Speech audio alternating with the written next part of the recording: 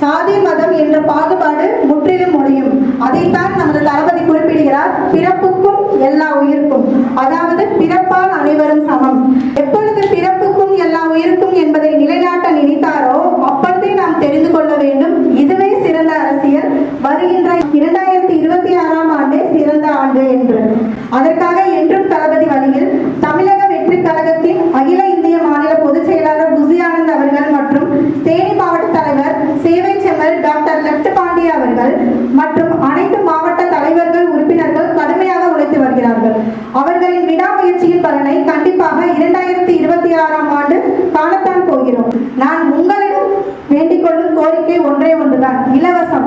அதாவது சிறந்த அரசியல் வேண்டும் என்று நினைத்தால் இலவசம், ஓட்டுக்கு பணம் என்பதை முற்றிலும் தவிர்த்திடுங்கள்.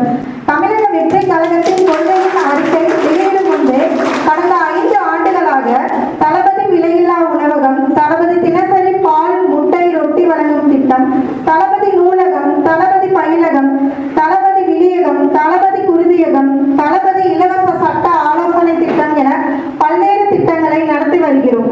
அது மட்டுமல்லாமல் பள்ளி கட்டண தொகை, கல்லூரி கட்டண தொகை, அனைத்து உதவிகளையும் செய்து வருகிறோம்.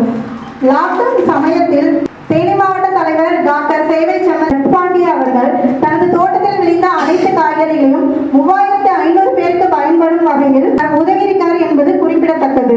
அது மட்டுமல்லாமல் தனது பிறந்த நாள் விழாவில் பேனர், பேப்பர் விளம்பரங்கள் அனைத்தையும் தவிர்த்து அதற்கு பதிலாக பென்சில், நோட்புக் என வாங்க சொல்லி அறிவுறுத்தி அதனை பள்ளி செல்வங்களுக்கு அளிக்கப்பட்டு வருகிறது.